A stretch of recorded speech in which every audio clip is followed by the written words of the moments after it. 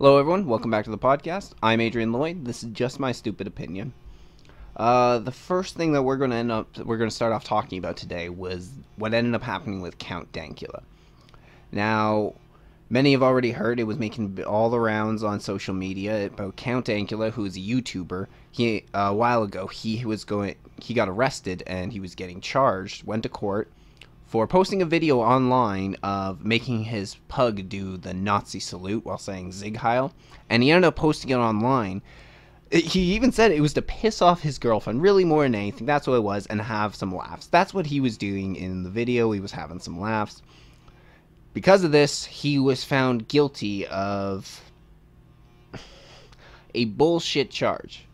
It was what they were saying, it was gross material that he was displaying. So he is awaiting to find out what his sentence is going to be.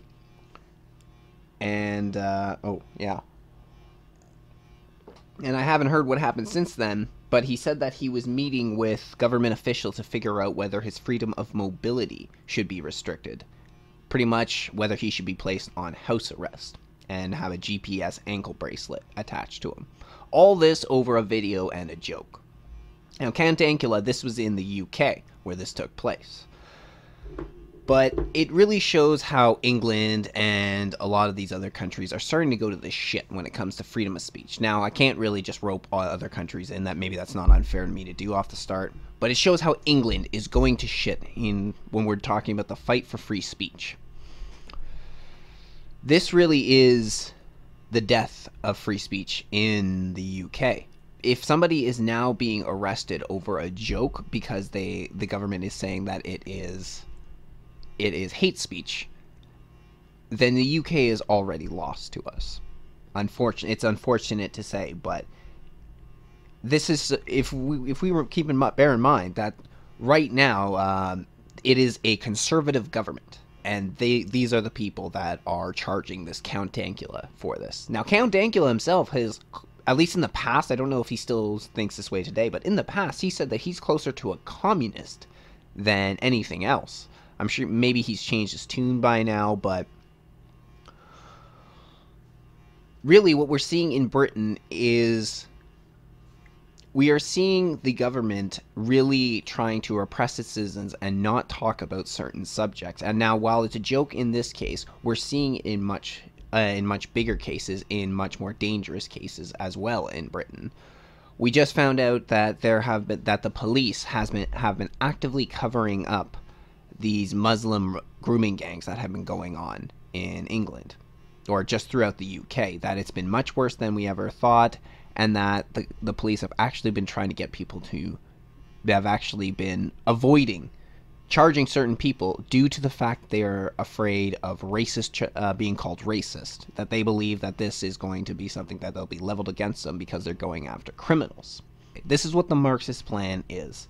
It's meant to control people without them even realizing it. Now, this is a much more obvious position, but people are self-censoring these days, and this is exactly what the Marxists want. This was actually proven by, I believe, Tim Pool, maybe it was a year, maybe 2 years ago now, when he ended up going around and talking to Swedish people. I hope it was Tim Pool. I hope I'm getting this right. And they started asking about certain questions about Muslims, and then people were unwilling to answer it, even some saying that it sounded racist, the questions.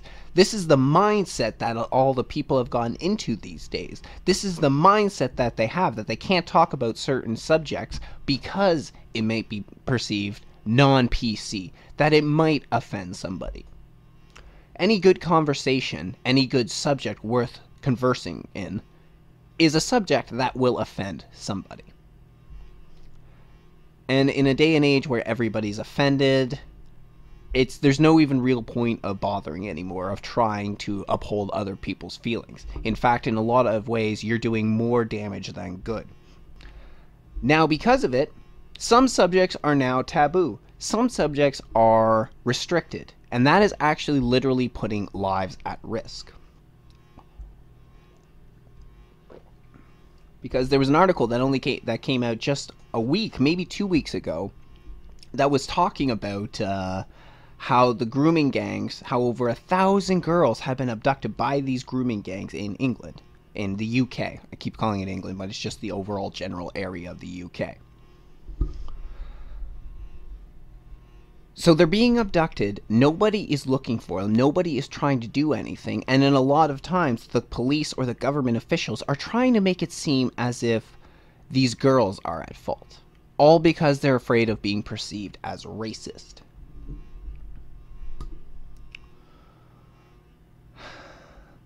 This is exactly how far we've gotten. When a YouTuber can no longer make a joke without fear of prosecution. It ended up getting pushed back. They were going to actually sentence him, I think pretty quickly, but there was a massive backlash online from people who were opposed to this. And because of it, they've actually moved it for about a month. So not until next month we'll figure out what his sentence is. This is really them trying to defuse the situation because they realize how many people were pissed off about it. So they're trying to wait that month. Hopefully people will forget about it and there won't be as much outrage when Count Dankula returns to the courthouse and they go to sentence him. We can't allow that. People need to pay attention to this story right away. The reason for this is because this is, especially when I look at this and I think about where I live in Canada, when we're going through a lot of the same problems. Do we not believe that perhaps this has already happened on Canadian soil? I haven't actually heard of a court case yet of something similar to this, but I believe that we are going to have our own in the next couple years. Somebody somewhere is going to get hit up on bogus charges, and it's going to become a national story. In some ways, this is what happened with Lindsay Shepherd at Wilfrid Laurier College, or University, sorry. Wilfrid Laurier University, when she showed the video of Jordan Peterson in a debate about gender pronouns, and then she got dragged through the mud by the school. Now, this was just in the institution, and it did make headlines, so of course she received national attention. International, actually. I know that even in the US they took notice to this as well. But that was just in the school. Now, what happens if this happens to reach our court systems? What happens if a situation similar to what Lindsay Shepherd went through is taken to the next level, where somebody is actually put on trial and prosecuted? Now, there's been plenty of cases that you could turn to that have been similar to this already, and a lot of them actually been through the Human Rights Tribunal. I'm thinking more about the Ontario Human Rights Tribunal right now. But this is just a kangaroo court in and of itself, and the amount of evidence that is required in order to convict someone is complete horseshit. Hearsay is completely acceptable. Second and third hand evidence is acceptable, and there's no real legal binding to these people who sit on these human rights tribunals. More often than not, if you are the one being accused going into a human rights tribunal, you're going to end up getting fucked by the system. So we have plenty of cases like this already, but we haven't had one so ridiculous, I don't think, where somebody making a joke online was arrested. So we need to make sure we pay attention to this story because they want this story to die. They want to make sure we forget about this type of story. But we can't, because this is a fundamental part of the culture war that we're going through right now. The free speech battle is one of the big ones that we're fighting right now. And Count Dankula is a huge hit to our side. For those who advocate for freedom of speech, it is a huge hit to our side. Not that Count Dankula actually was a big advocate for free speech, as far as I know. I'll be honest, I knew very little of the man, aside for this trial, about his previous work. I didn't follow on Twitter. I didn't watch his YouTube videos. I just knew of him because over the last year or two, people have been talking about how Count Dankula got arrested for making a joke online and how he's going to be going to court. He finally did, and this was the result. So it's not like Count Dankula was necessarily a hardcore free speech advocate. But considering that this is literally a court case that he lost due to free speech, due to the fact that Britain does not have free speech, and that they have many hate speech laws which are completely ridiculous, we don't know what his sentence will be. We'll see how serious it is. But Canada is going through a lot of the same things now. This is why it's important. It's fundamental for us all to pay attention to the story and put up a shitstorm about it and make sure that in a month's time, when he is sentenced, we need to make sure that we are putting up a fuss about it then too. Make sure our voices are heard. It's all we can do right now. But I want to move on to the main story, what I want to talk about today.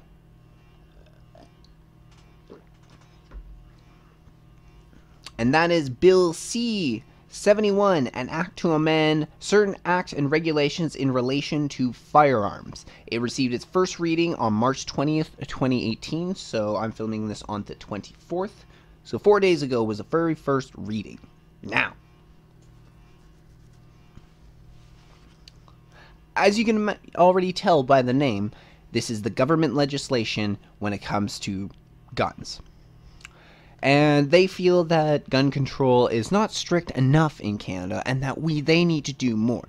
Now, it is true that we're starting to see a rise in gun violence in Canada. I believe that started to happen around 2013. We're starting to see that at the very least, even though we are seeing a rise in homicides, but overall, the main thing is how many more people are now starting to get injured or guns are being used in violent crimes. So they believe that more stricter regulations need to be put in place in order to ensure that citizens are safe.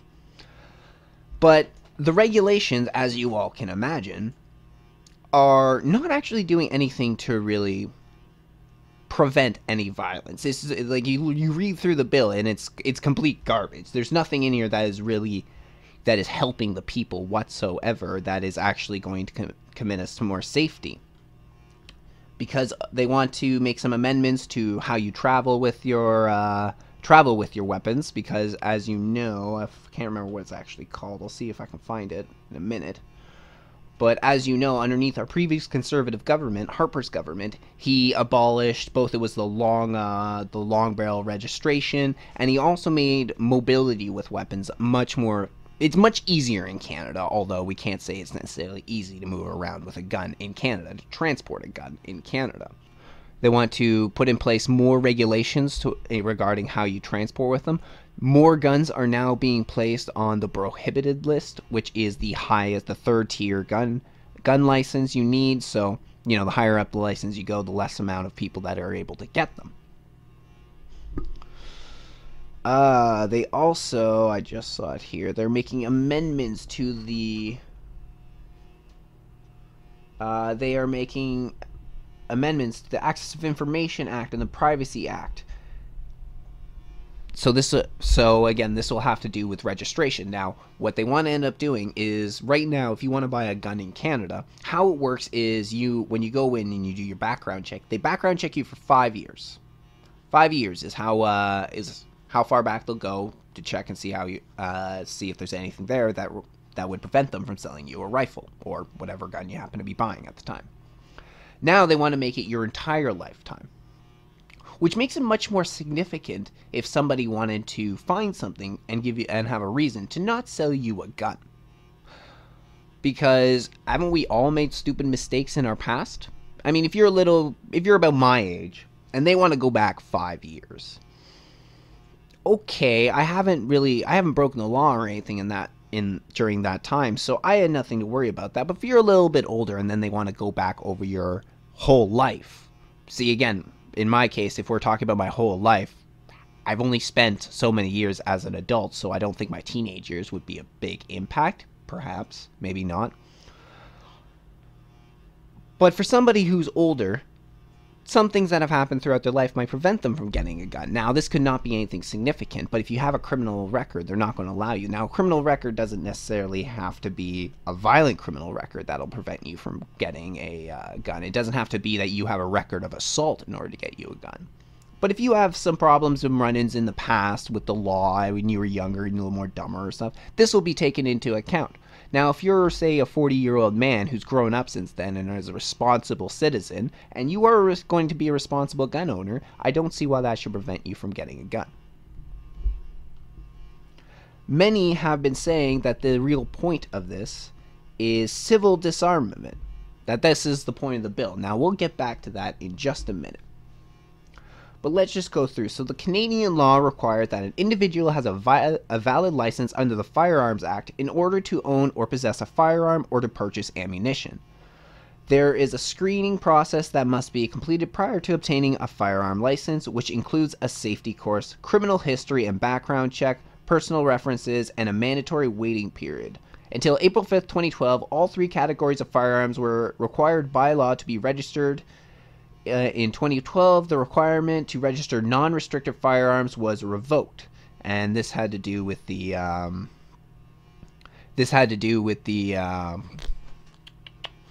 long barrel registration that Harper scrapped. This is why you no longer had to worry about that.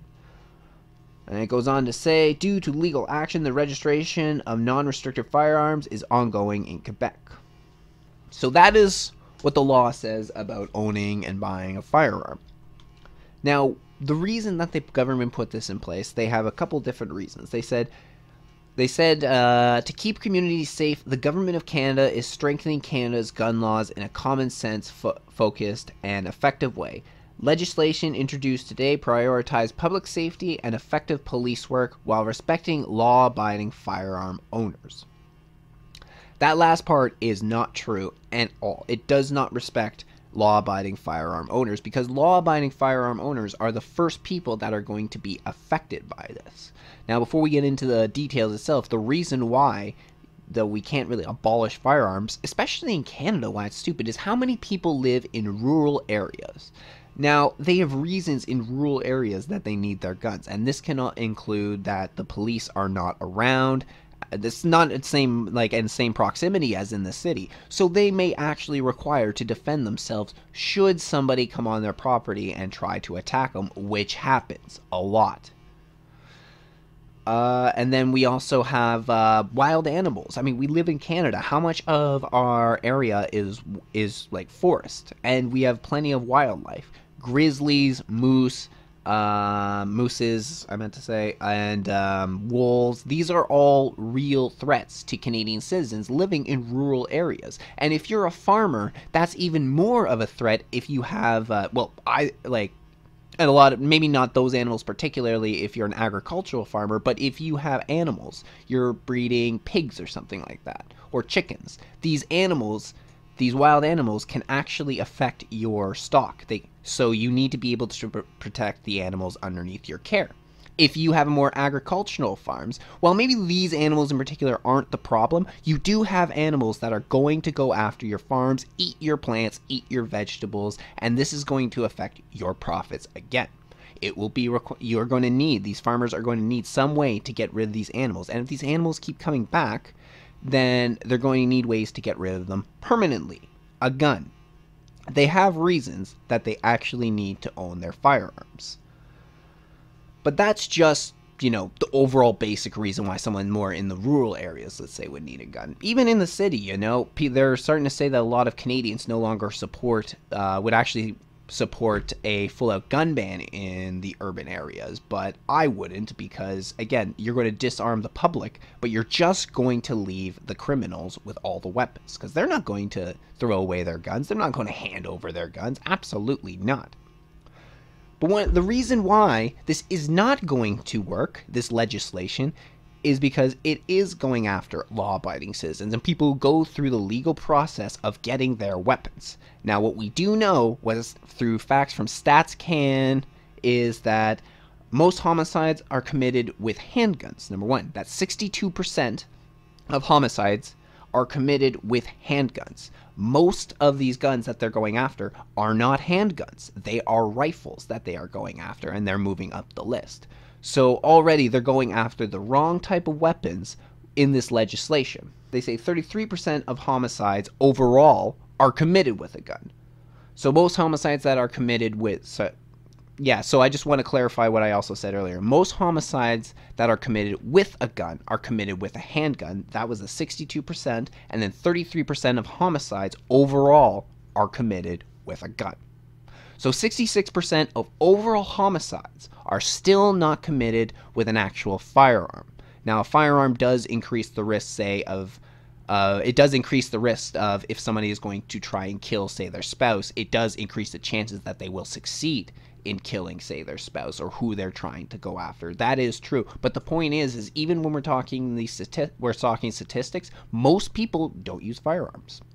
Women tend to use weapons, and men actually tend to use their physical bodies. They actually say that strangulation is one of the big ones when it comes to homicide and men right now.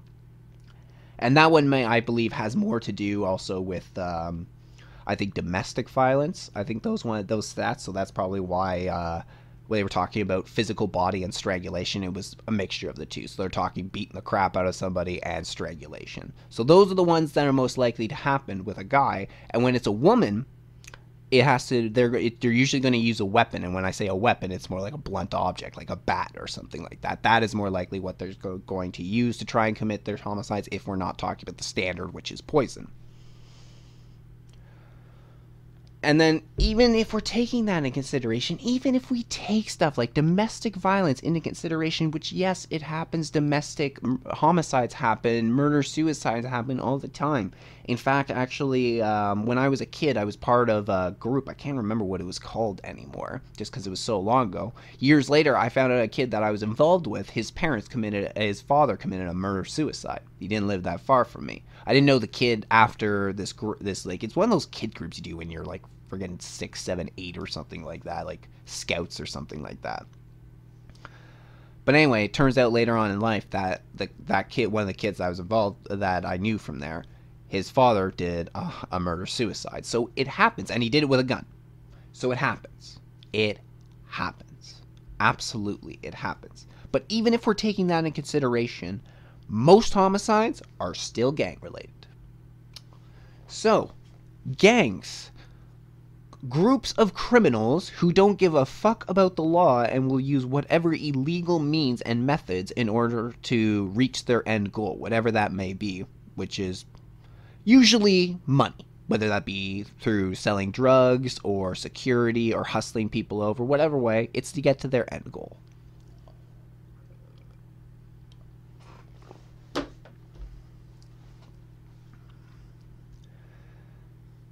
So now that we're talking gangs, we're actually talking a lot more about illegal weapons being used. Because one of the primary weapons used by gang members are handguns. So now when we're talking about handguns, we're talking about most likely illegal weapons. Because remember, most Canadians have non-restricted firearms, which are rifles, shotguns. When we're getting to restricted firearms, handguns mostly, which is what's covered underneath the restricted firearms. Once we're talking about that, we're talking about a much smaller demographic of people. And if any handguns that are being used by gangs are most likely illegal. Now, I don't have the stats to back that up, but there are a few things that we do know that is common knowledge. We do know that there's been an increase of guns coming across the southern border. And this would be through the black market. So more firearms are coming across the border through the black market, and it's being flooded on the streets to all these criminals who are using them right now. Now, some of these firearms are actually American guns, but many of them actually, I came to realize recently, is that they actually get smuggled up through the U.S. through Mexico. So that's where a lot of guns actually come to. They'll make their way through the U.S., and there's still guns that come in through the U.S., but it's not all coming from the U.S. black market. So when we're dealing with the black market, when we're dealing with criminals who pretty much would rather be caught with a weapon than caught without a weapon, in what way is the legislation supposed to help prevent crime right now? Because the guns that they want to put on the list are not really the type of guns that would be used by gang members. They want stuff that are concealable. That's the big thing with gangs and guns. But as we look through some of these that they want to put up there, we have the CZ rifle, a few different models. So that's one that they're going to put on. They're moving it up. I think it was on the restricted firearms. Restricted firearm June 30th, 2018. It will be moved up to prohibited firearms on commencement day. And then we also have the Sans Swiss arms. All these guns here that are also being affected. So these are not the type of rifles that we're going to actually use. These are not the type of rifles, that gang members are going to use. These are the type of rifles that gun owners would have. These are the type of ones that some hunters would have for sure. Some maybe more if we're getting down into the I think the Sans Swiss arms. Then we'll see a little more of those hunting rifles. But all in all, not the type of weapons that gang members are going to use. And they also don't go through the legal process. Most crimes committed with firearms are committed with illegal firearms. So, again, how is that supposed to affect how is that supposed to make a difference? How is that supposed to affect these gang violence that is coming in?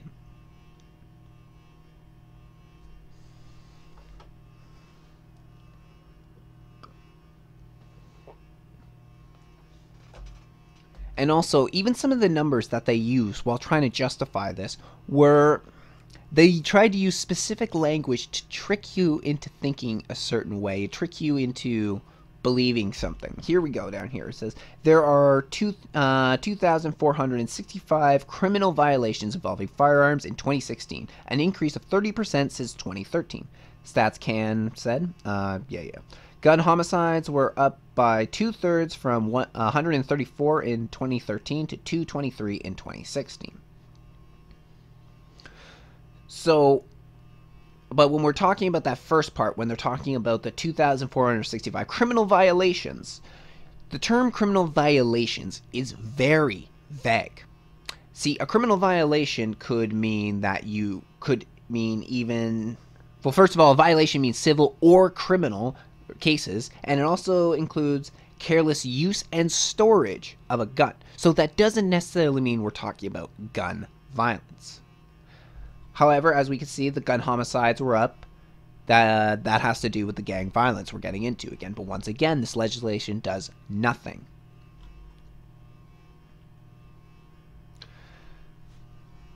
So anyway, I mentioned earlier that there's also many people are calling it civil disarmament.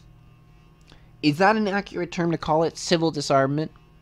Yes and no. See, it's not officially a disarmament like a gun ban, but it is civil disarmament in that they really are making it very hard for the average citizen to purchase a weapon. It's making it very hard for the average citizen to be able to defend their own home.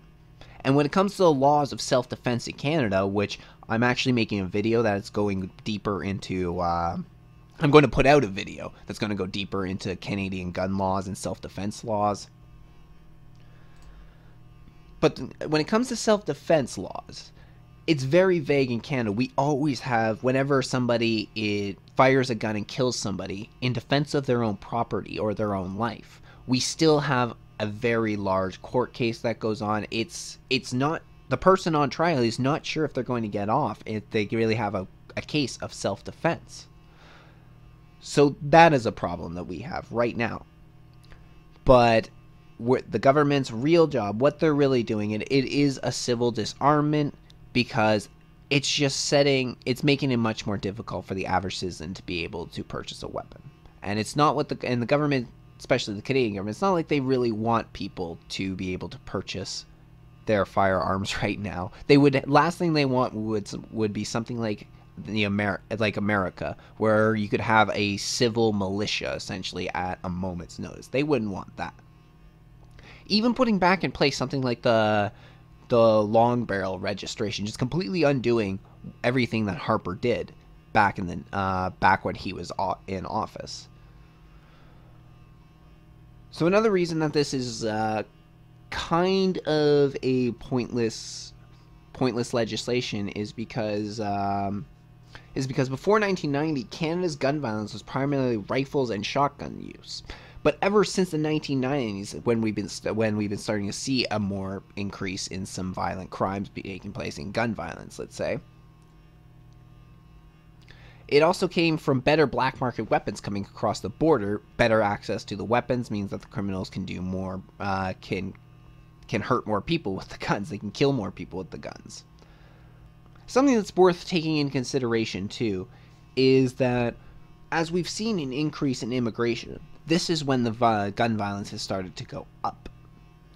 Now, one thing that we know is that from an Ottawa Citizen article is that actually Muslims are disproportionately represented in Ottawa in the gun violence that has been taking place.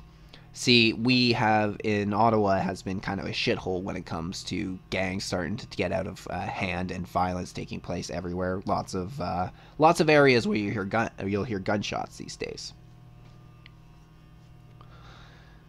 I think it was last year, maybe it was 2 years ago, we had a spree of somebody who was going around and shooting people in the knees. Now, that was, I'm pretty sure that was that had to do with gang members being shot in the knee. It wasn't like the average citizen was getting shot in the knees, but it was a danger that we were seeing. Things like this we hadn't seen before. We had heard of stabbings, people getting beat up, that was normal. But over the last few years, a lot more gun-related, firearm-related crimes are starting to reach the headlines. But what we learn, too, is that Muslims are disproportionately affected in the violence, both the ones who are victims and the ones that are being perpetrating the violence. Essentially, they were saying Muslims are disproportionately affected and they're killing themselves. I'll see if I can quickly find the article. I didn't come prepared talking about it, so I'll see if I can quickly pull it up. But it just seems that the Liberal government is going after all of the wrong loopholes and all of the wrong people when it comes to this gun legislation. How about they go after some of the loopholes, like the religious loophole that Faith Goldie, when she was working on Rebel Media, found out about? Yeah, that's a pretty big one. Check it out. As per Section 14.1 in the Firearms Licenses Regulation, a signed photograph must show a full front view of an applicant's head and shoulders and showing the applicant's face unobscured by any object. These are the people who cannot renew their firearms license online. If you are requesting a religious exemption from providing a photograph with your license, how about we call the RCMP Firearms Licensing Department? For the firearms licensing, I understand we require a photograph.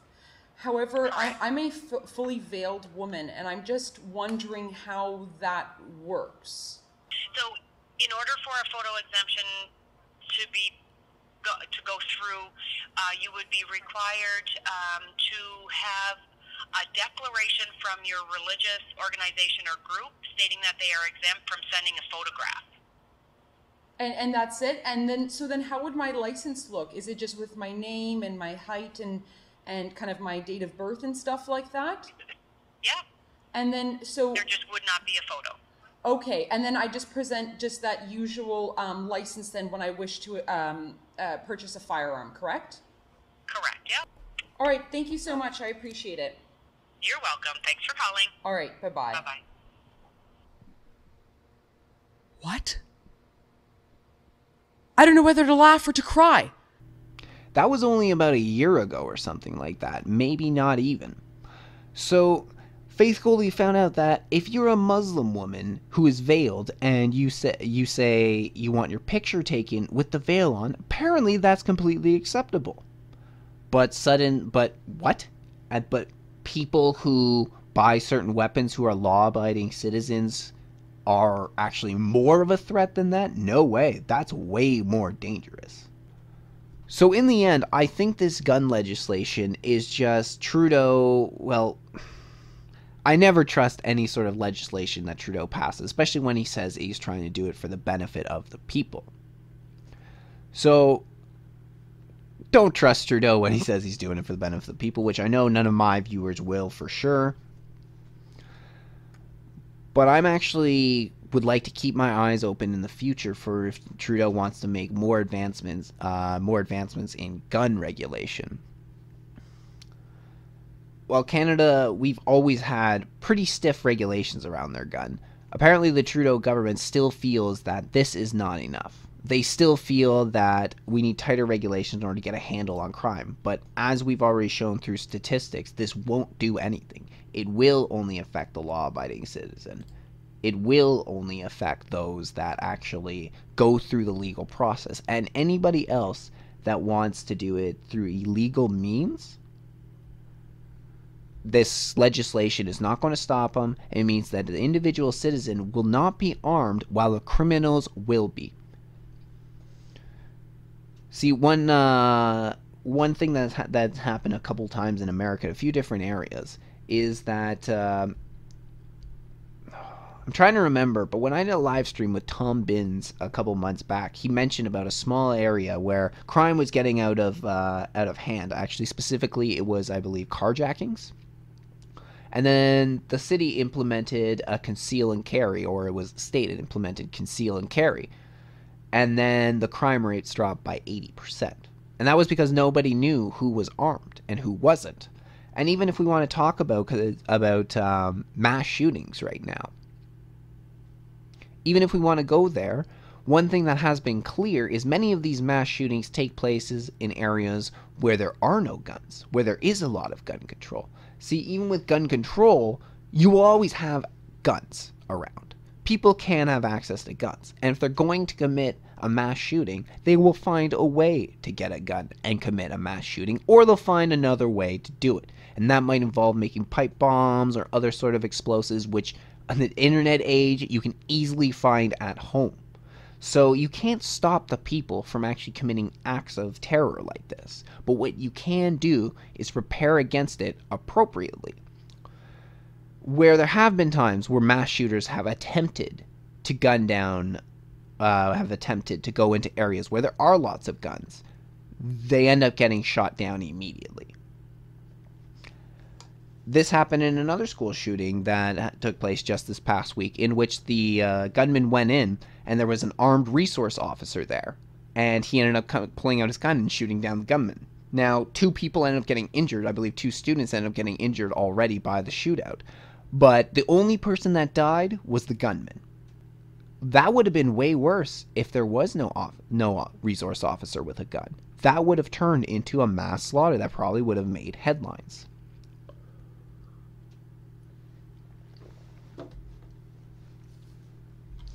And now, do I have my Twitter account open? No, I don't. So let me quickly go looking. I'm pretty sure I know where I can find this, though. But now, one thing that is being suggested, as if it's actually supposed to help, is people in one state in America, they want to give classrooms Riverstone. They want to give classrooms Riverstones that they can then throw at the shooter should a mass shooting happen. Hold on. I'm pretty sure I got it somewhere right here. It was only the other day. But the whole point of that is that's supposed to be their defense against a shooter. They say it can cause pain. And then and then that'll cause a distraction for them. But the person still has a gun, and you're only giving them stones to throw at them. It's not going to do nearly as much damage as a bullet.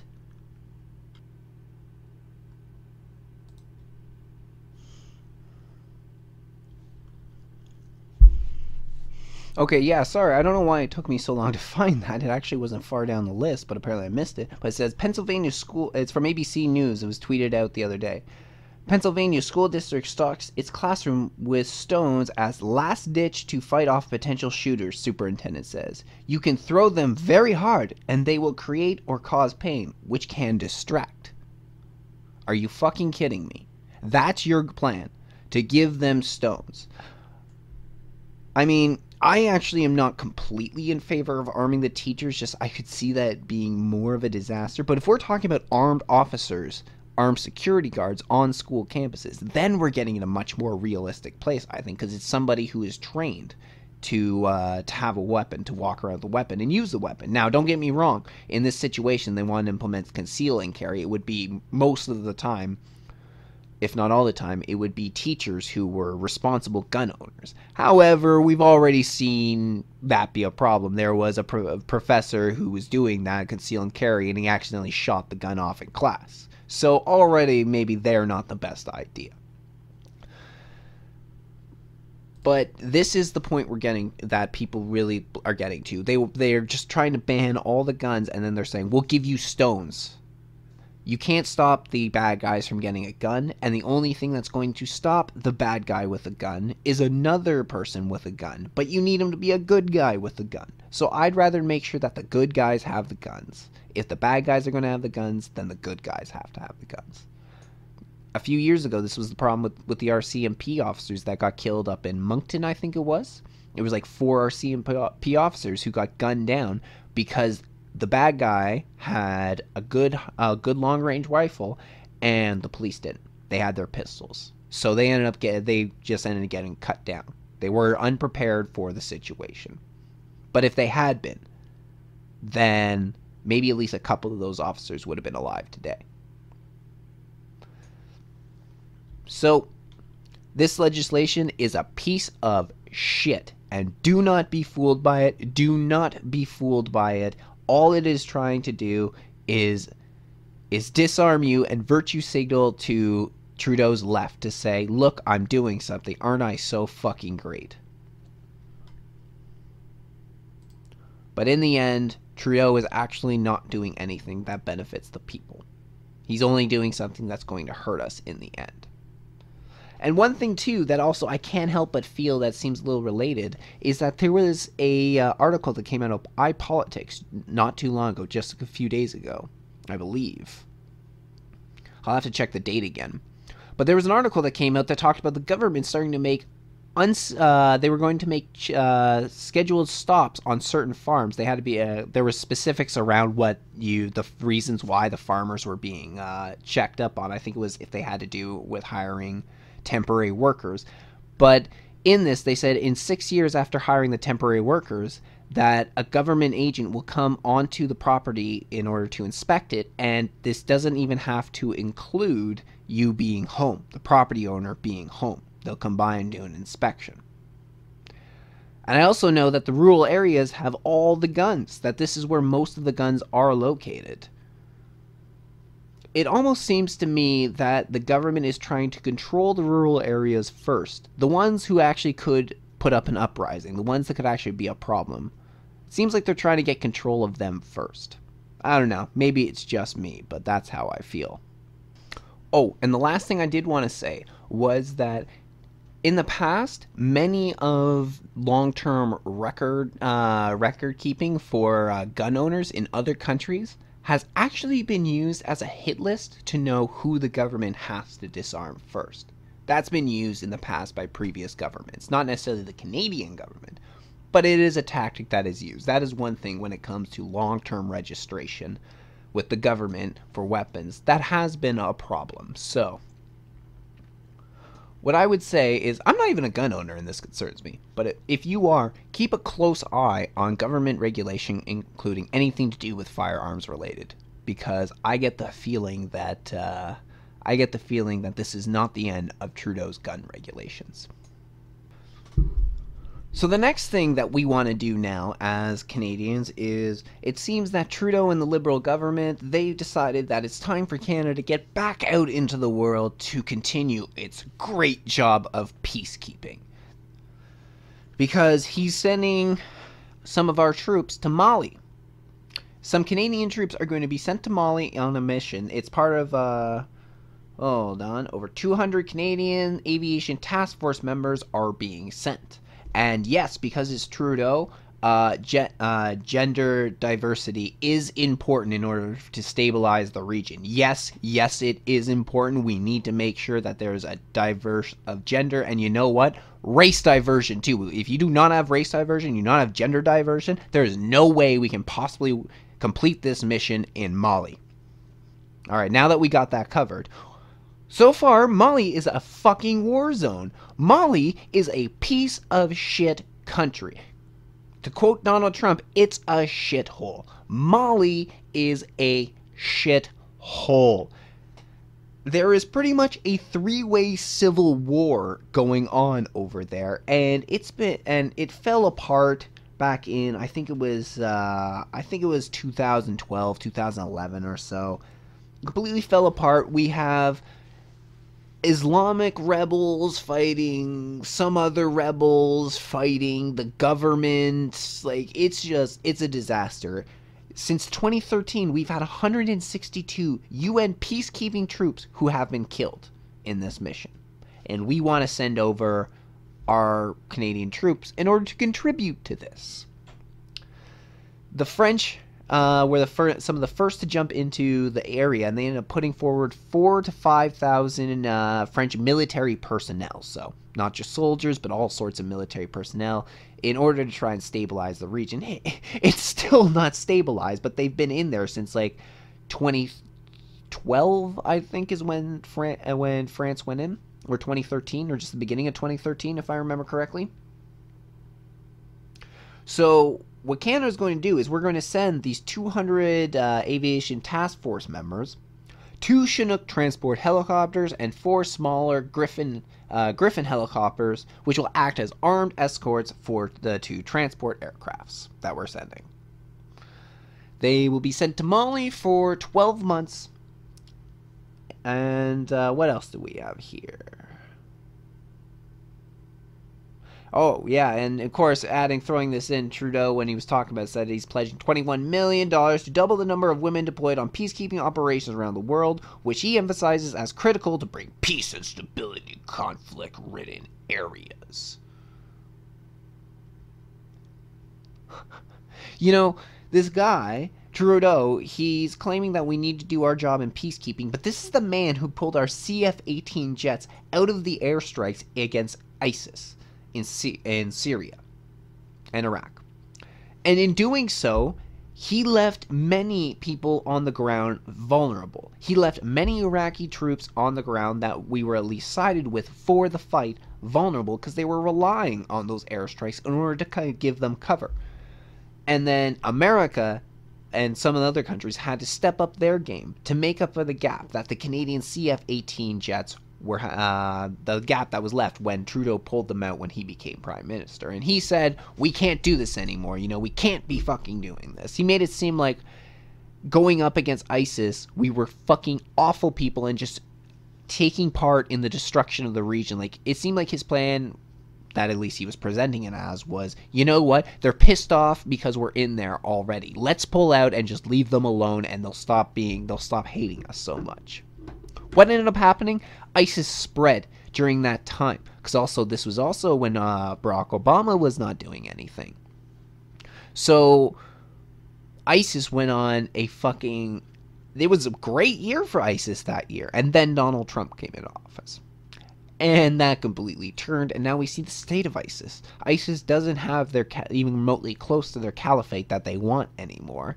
And they're just spread out all across the Middle East and in smaller areas now. They're more patchwork than they are an actual cohesive force anymore. In a lot of ways, I actually think ISIS is relying... In a lot of ways, I actually think ISIS is relying on people abroad that still buy into their ideology to go and commit terrorist acts for them. But I actually don't think they have the capability to really reach out the way they did a couple of years ago anymore. I don't believe we'll be seeing any sort of Paris-style attacks from ISIS anymore. Not like to the same coordination and degree where we saw hundreds of people getting killed. Like, what was it, 150, I think maybe the total was at the end of that attack back in like November 2015, I think it was. So I don't think we'll see quite on that scale. We're still going to see terrorist attacks coming in from people who are said to be part of ISIS. In fact, France just had one the other day where they ended up, it was a guy who ended up taking some people hostage in a French supermarket. By the end of it, he died, but he ended up killing, I think, 3 people, and he had injured 3 more. Before I get back on topic about the UN and everything, before I get back on talk about Trudeau and the UN, I just want to say that in that hostage situation, there was a very brave cop what he did is there was a woman, one of the sausages, he offered to himself as a trade. And the gunman took it, and so the officer ended up taking the woman's place. Very brave. He ended up sneaking his phone out and managed to have it playing, like call his whatever sergeant, whatever, so that way they could hear what's going on inside. He ended up getting injured. I think he ended up getting shot by the gunman. I don't believe he's dead though, but it was a very, very brave move by this French cop in order to put himself in harm's way instead of this woman who was already in danger. So that was a very brave move by that officer, and I hope he makes a speedy recovery.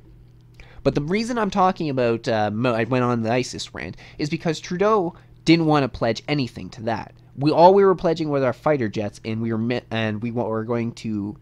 were destroying a radical faction that was actually trying to take over 2 countries and claim it as their own, slaughtering women, children, gays, and everybody else in the area who didn't buy into their ideology, or who, because of their ideology, were told that they had to be killed. So he didn't want to commit to that. But now when we're in more of what could actually be more considered more of a civil war situation, because I don't know if it's technically been classified as a civil war, even though it is. Trudeau wants to commit to this, and he says, Canada hasn't done anything. We need to get back to peacekeeping. We got to do this for the rest of the world. Well, where the fuck were you when a murderous regime was spreading all across the Middle East? But now, apparently, it's very important that we go in and we solve this. Bullshit. Bullshit. You want to know why? Because when is the last time a UN peacekeeping mission ended well in fucking Africa? It never has. Because let's go back to some of the last 2 big missions in Africa. The big UN peacekeeping missions in Africa. Somalia and Rwanda. Now, if we're talking Somalia, let's look at Somalia. Look at it. I think that says everything. Look at it right now. It's infested with pirates. Great job, useless nations. So, but when we're talking about Somalia, the mission was from 1992 to 1993. And let's see, we had 50 UN, there was a 50 UN troops initially put in, 3,000 more provided by August 1992. However, most never showed up. No, most were never sent. Now, this had to do with bickering in between the different nations that were involved about who's going to send who, how much. This is also the problem with the UN, is they say, we're going to come together and we're going to do this as a group of nations, and then they can't even agree on how they want to do it or who's going to take care of what. Everybody wants the glory for themselves, so they bicker and nothing ever gets done. That's all the UN ever does. That's the first reason I don't like them. Let's see. And it got so bad, but the UN were unwilling to pull out their troops, that General Mohammed Farah Aidid had to defy the UN Security Council to withdraw the UN troops. And that was already after the mission had fallen apart. That even though they had gone in and they had not stopped any of the violence or the civil uprising that was happening, they still were committed to keep these soldiers in here. They weren't wanted. They weren't doing very much. I mean, I think the humanitarian side was a little more effective than the actual, military side of things. But all in all, Somalia was a massive failure. It was a massive failure. One Canadian soldier ended up getting killed because of it. There was a number more of soldiers, not just Canadian, but all sorts, all over the world, that ended up getting injured. And some killed as well. But what ended up, especially for Canada, what really proved to be a fucking failure on our part was when the Canadian peacekeepers in the area tortured a young Somali boy to death. And then they attempted to cover it up. Yeah, that was how the Somalia mission went, and that's how it went from our perspective. Didn't go so well, did it? And then let's look at Rwanda. There it is. I actually first ended up hearing about Rwanda years ago when I saw the movie Hotel Rwanda. Now, if anybody's seen that, great movie, disturbing as fuck, but great movie. First, let's break it down. The Rwanda genocide ended up happening because the people of Rwanda were split among racial lines. Now, many people have attributed this to British colonization because I don't think this is completely accurate. They've always had a history between the two African people there. So to say it's due to what happened was due to British colonization, I think is bullshit. But what ended up happening was that there were two types of tribes essentially in the area: the Hutus and the Tutsis. The Hutus were a little more obviously they were obviously black. They had larger noses, bigger lips, the more standard African look. Like black look, you would say, I guess. And then the Tutsis were ones that had lighter skin, smaller noses, smaller lips, and generally, as it was said, was preferred by the British when they were there, the Europeans that were in the area at least.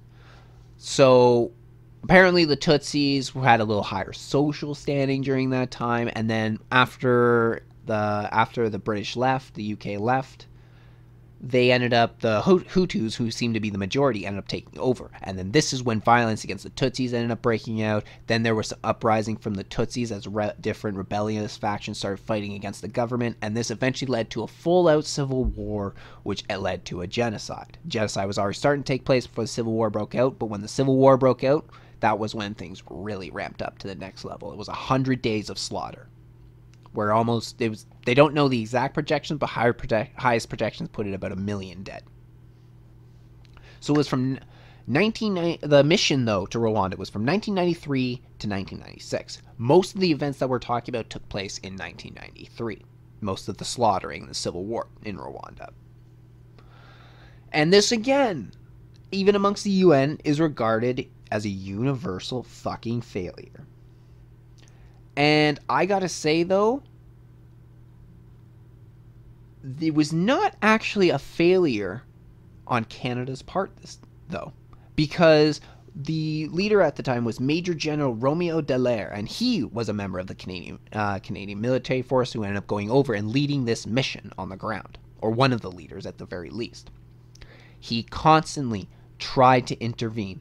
He constantly tried to make the UN aware of what was going on. And at every turn, he was rebuked by the UN. Every single thing that recommendation that he told them, they were told, no, do not get involved. You're not there to get involved. You're there to keep the peace. But anyway, so there was 2,500 troops involved in this mission, and it took almost 5 months for all of them to show. So during this time, actually the Belgians played a significant part during this time. They were the most well-trained troops, and this is one that Romeo Dallaire used whenever he really significantly needed skilled troops in the area. But it was a fucking disaster because, you know what?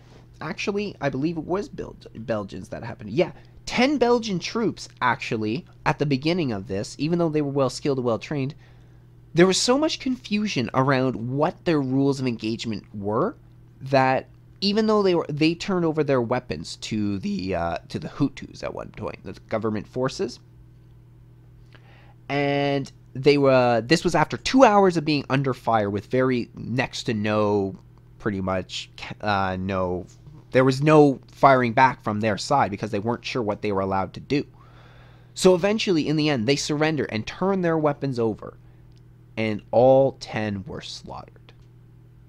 Shot down in their place. The UN, because they didn't know, they had their head up their ass and didn't know what the fuck they were doing, or when they were allowed to engage, or people were even allowed to defend themselves, is pretty much responsible for the death of these 10 Belgian soldiers. The useless nations got them killed because they couldn't make up their fucking mind about when somebody was allowed to defend themselves. These people were under fire, and they still didn't even know if they were allowed by the rules of engagement to engage.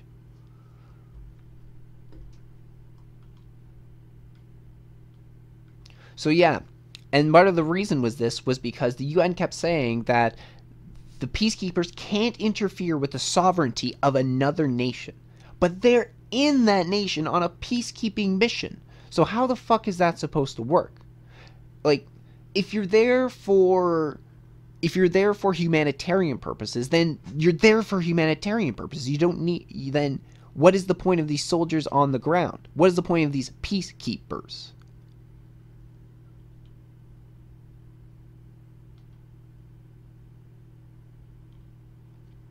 I ended up saying that in 1993, on April 21st, the Security Council wrote a draft resolution saying that it was appalled at the large-scale violence in Rwanda, which has resulted in the death of thousands of innocent civilians, including women and children. When the final statement was released days later, for some reason this line was removed, and there was no mention of women and children being murdered. This is the legacy of the UN.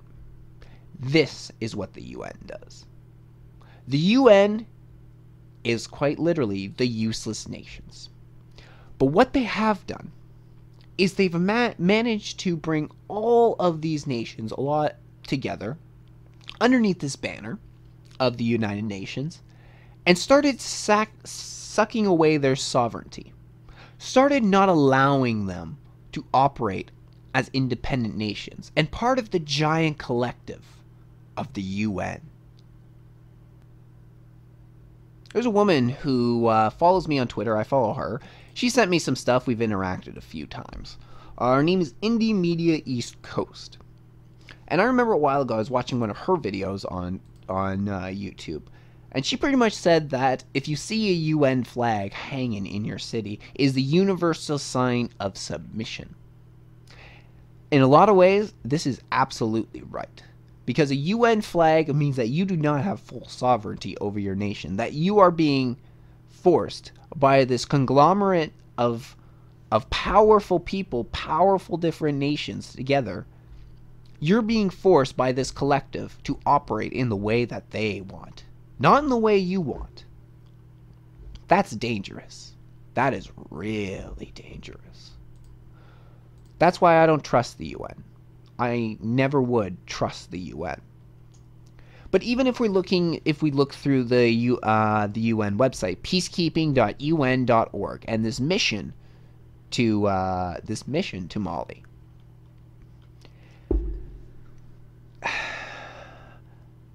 I mean, let's just look at the top 10 contributors as of February 2018 to this mission. Burkina Faso, Chad, Bangladesh, Senegal, Togo, Guinea, Niger, Germany, China, Egypt. Those are the top 10 countries that are contributors to it. Top 10 police contributors as of February 2018. Senegal, Togo, Bangladesh, Burkina Faso, Benin, and then it just disappeared on me for some reason. Yeah, sorry about that. I don't know, it like reloaded the image or something. So, top 10 police contributors is Senegal, Togo, Bangladesh, Burkina Faso, Benin, Nigeria, Egypt, Tunisia, Niger, Guinea. So, nothing from America, number one. Apparently America has no interest in this. I mean, I know they've been butting heads with the UN recently, but still. We have... But still, like, it's not like the U.S. is getting involved with this mission because they probably know it's a bullshit mission and they're saying, fuck it. I gotta say, it's at least $1 billion funding for this mission. Damn, that's pretty nice.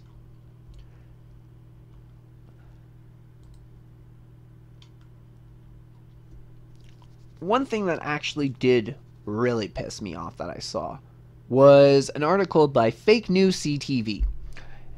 Fake news is they're garbage. They're awful. Honestly, in my opinion, fake news CTV is the worst fucking news source in Canada. And worst news channel. Absolutely garbage. Because I have found, especially in 2018 alone, I have found so much fucking either terrible articles coming out of there or absolute lies. We had they were the ones doing the Patrick Brown story, and then they wouldn't ever disavow it even though it was falling apart. It was garbage. Hijab hoax, that was another one that they did. That one was no better. And then this one, what really it was is fact check. Are Canadian troops headed into combat in Mali? And the article, in my opinion, was just filled with half truths and and play on words, really. That's all they were doing. So what they ended up what they were fact-checking was a quote made by conservative defense critic James Beeson on March 19th. And he said, quote, "Mali is a war zone. This is a combat mission and there is no peace to keep," end quote. So that's what James Beeson said. And they pretty much called the quote baloney. It's full of baloney. How ridiculous, you crazy conservative, to say such a thing. And they pretty much tried to back up and justify the reason for Trudeau to go into Mali. And it's like, how sure we should go into Mali? Absolutely. They call it baloney, but they try and downplay the war zone comment. That's really what it is. That was where their biggest beef came. It's not a war zone. It's not a war zone. Yet we have two different factions at least fighting against the government. The whole society is in complete disarray, but it's just because it hasn't officially been classified as a war zone that they're saying baloney, as if James Beeson is suggesting that they're going to a combat situation and they're like, dude, they're just handing out supplies to an area that has a famine, like we're not expecting combat. There's real combat there. There are fucking forces on three sides fighting it out, but they're trying to downplay this war zone comment.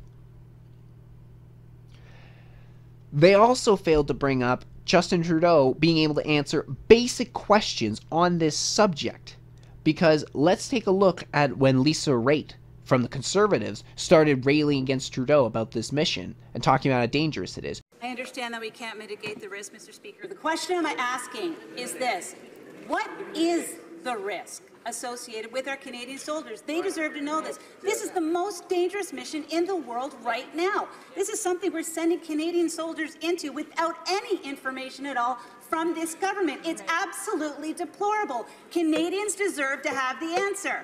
How many soldiers are projected to be lost in this mission? Honourable Prime Minister.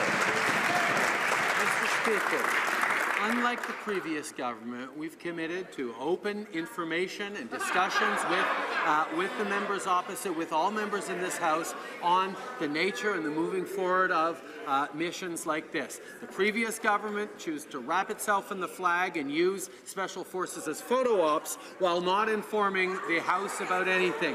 What we are going to be doing is remaining open and responsible with all members in this House as we move forward and re-engaging in UN peacekeeping missions to support our allies to move forward on peace in the world. That's what Canadians expect, and that's what we're going to deliver. She wanted to know what sort of danger are posed to Canadian soldiers that are being sent into this situation. And Trudeau cannot give us a fucking straight answer.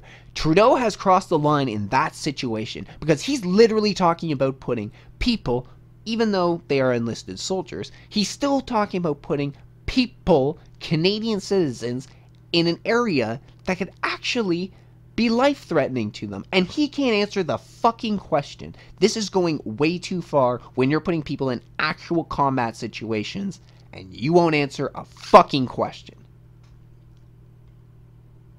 And on top of that, just the CTVD article failed to bring up the amount of failures from the UN in the past and the failures that have been had in Africa alone. So that's why it's fake news CTV. It's absolute garbage. I cannot tell you how awful I think the CTV news really, truly is. Mr. Speaker, the United Nations peacekeeping mission in Mali is the most dangerous peacekeeping mission in the world. 162 peacekeepers have been killed since 2014. The reality is that Mali is a war zone and there's no peace to keep. Now, General Romeo Valera said that back in 2016, I wouldn't touch Mali with a 10-foot pole. Now, he's talking from experience after living through the UN debacle in Rwanda with awful rules of engagement and bureaucratic chains of command. Will the Prime Minister come clean about the UN rules of engagement and the chain of command that our troops are going to be under in this dangerous mission in Mali? Well, Honourable Minister of National Defence. The safety of our Canadian Armed Forces members is the utmost priority.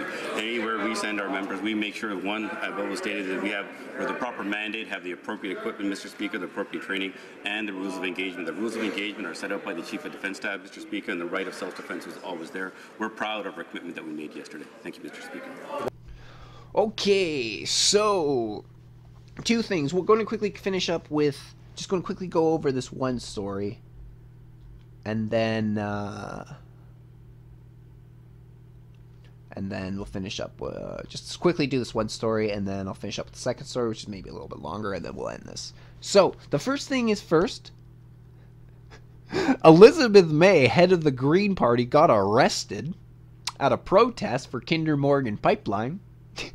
Yeah, she actually ended up getting full out arrested by the RCMP, and so did NDP MP Kennedy Stewart. He also ended up getting arrested at this same protest. Now, what they were protesting was, well, the pipeline, obviously, but what they got arrested for had to do with the fact that there was an injunction handed out by the BC Supreme Court that said that protesters could not block or be on the block any access to the property or be on the property of the project site, but they could protest. I think they had to be about 5 meters away off property, but they could protest there, but no blocking, anything like that. Well, Elizabeth May and NDP Kennedy Stewart, they ended up blocking. And because they wouldn't move, they got arrested. They were very proud of it, too. So May said that she knew that the risk was being arrested, but she also said that she believes that the permits were issued by to Kinder Morgan by the National Energy Board without proper process. She says that the protesters, the anti-pipeline side, didn't get a fair enough say in the matter. That's pretty much what she's protesting about. Now, here's my real problem with the situation. They're both out. They are already out of prison, no problem, and it's not like it's affected their jobs or anything like that. May went on later on that night. She was on the news talking about it, and they were treating her as if she was some sort of great activist because of it. And Kennedy Stewart took Twitter and talked about how proud he was that he was willing to take a stand. Meanwhile, neither of them seemed to see the problem that as sitting members of parliament, they can break the law when they want and get next to no repercussions done. I mean, May, I didn't even see her handcuffed. Honestly, all the pictures and everything, she's being taken by both hands like this. That wouldn't be the case for anybody else, any regular citizen that had been arrested. So that's my real problem, is that Elizabeth May represents, in my opinion, I've seen a lot more from Elizabeth May over this since 2018, of political eliteness and the double standards that are in place for them. Because if anybody else was doing this, not only would they have been arrested, not only would they have probably spent time in jail for like overnight or something before they would have been able to release on bail, they would have had court dates, they would have had sentencing, they would have had probation or community service or fines or things they'd actually have to deal with. But it doesn't seem like Elizabeth May or Kennedy Stewart are going to deal with this. It doesn't seem like they have to worry. Shouldn't Elizabeth May have to step down for breaking the law as head of a parliament party? Like head of a parliamentary part of the Green Party. Should she not have to step down? I mean, were we not also hearing allegations earlier this month about how she was a bully and everything for people who worked with her? We were already saying before that there is no due process in politics, so the allegation should have been enough to take her down, but it didn't. But now we're saying, well, she even broke the law. That's not good enough. No. No reason she should be removed head of a party. If I broke the law, especially when I'm representing my company, I'd lose my job, man. So that was really the thing that I couldn't help but laugh at, thought was ridiculous too. It's just the fact that she could do that, no repercussions, no big deal. And the last thing I wanted to bring up today was actually, I didn't even know about this till Friday morning, that this was going on.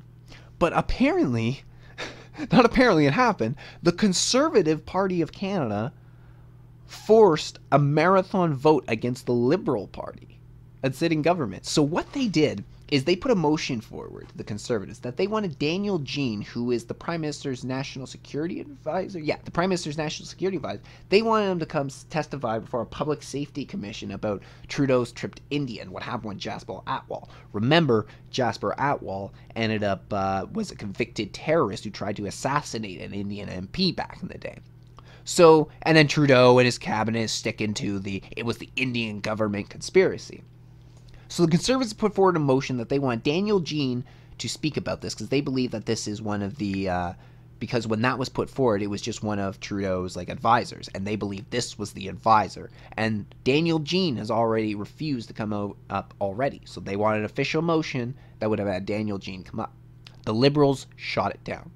So the Conservatives said, fuck you, motherfuckers. You want to stand up for this? We're filibustering the motherfucking shit out of you.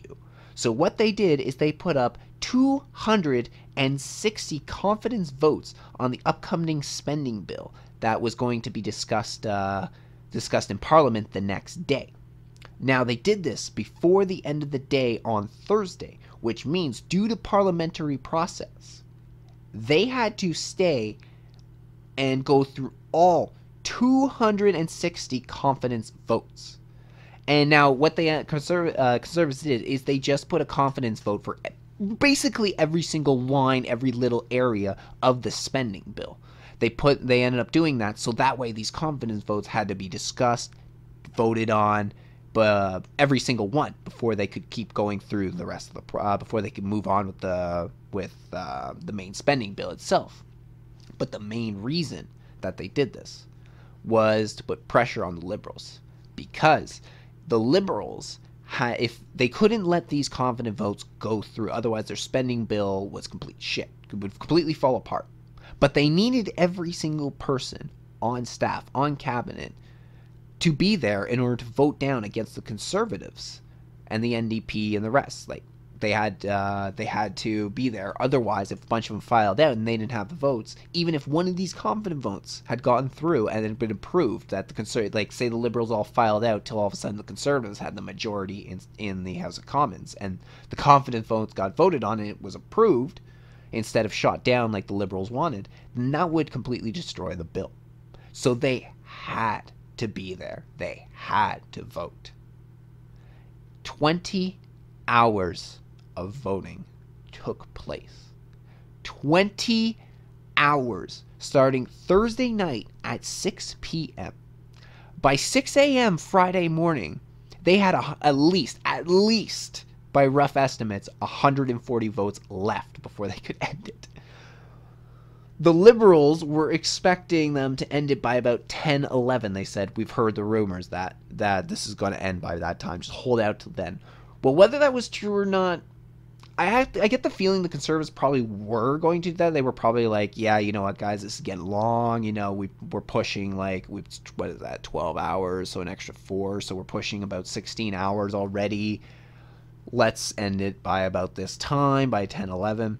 And then when the Liberals started hearing that, say, we just need to hold off, I think the Conservatives said, okay, fuck you. You know what, we're pushing this an extra few hours. So whatever it was like, Jesus, it was like 2 o'clock or 3 o'clock in the afternoon on Friday when they finally broke from Parliament. So, yeah, like maybe 21 hours is more accurate, actually, a number then. Oh my God. 21 hours of no confidence votes.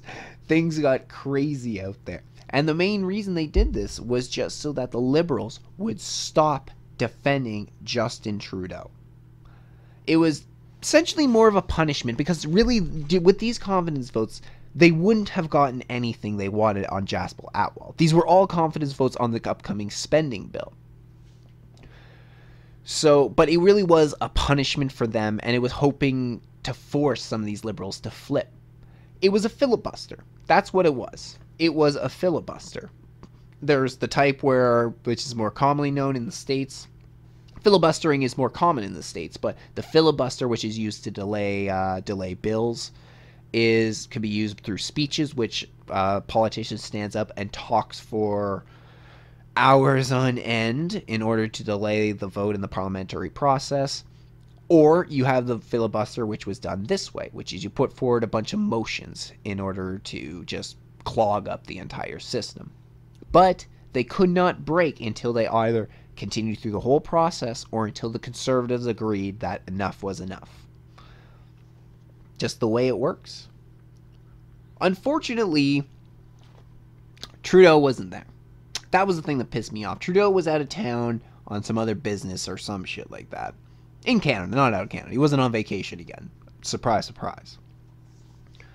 But he wasn't there. He ended up showing up in the morning, and I think that there's a picture going around of Trudeau standing on a desk as he's talking to the crowd. I think this was during this time. I think he was trying to give up a pump-up speech, but I gotta say, that was perfect material for memeing. Because as you can see, I couldn't help but take advantage of it. That was the one meme I put out, and others are putting out memes too, so that was pretty funny. But I will say this.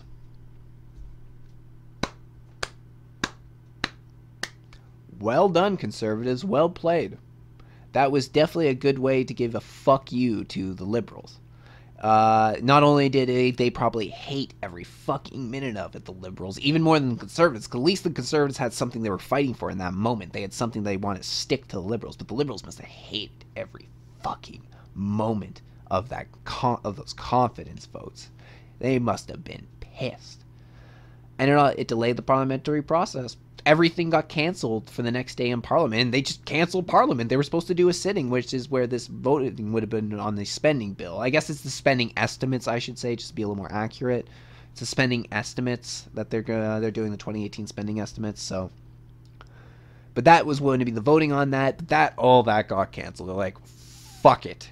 Fuck that, because it was already 4 o'clock on Friday, or 3 o'clock or something on a Friday. That sitting for Parliament should have begun at like 10 a.m. on Friday. So they just said, fuck it, we'll move everything to Monday. Every meeting, every committee is canceled.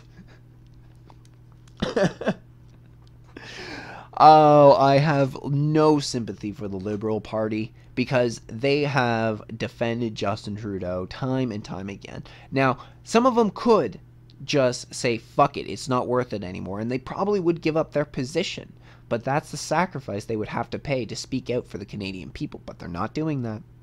They are voting with Trudeau in order to they're voting with Trudeau in order to stay on his good side, to keep their job, because he'll gladly, easily replace them if they don't.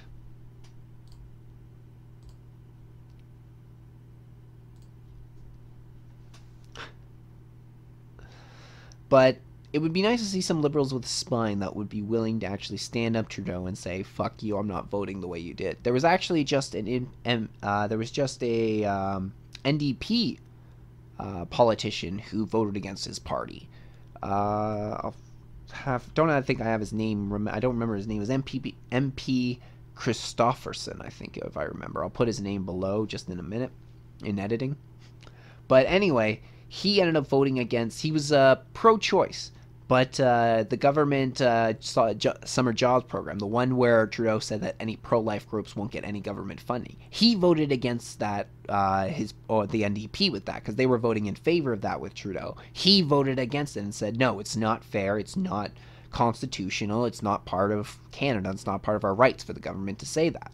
So he says, no, I will not vote for you in this. I will not vote with the rest of my MDP members to this. Guess who's out of caucus? Yeah, he got thrown out because he wouldn't toe the line. Seems to be a common trait in the left these days, left-wing politics. Toe the line or you're out.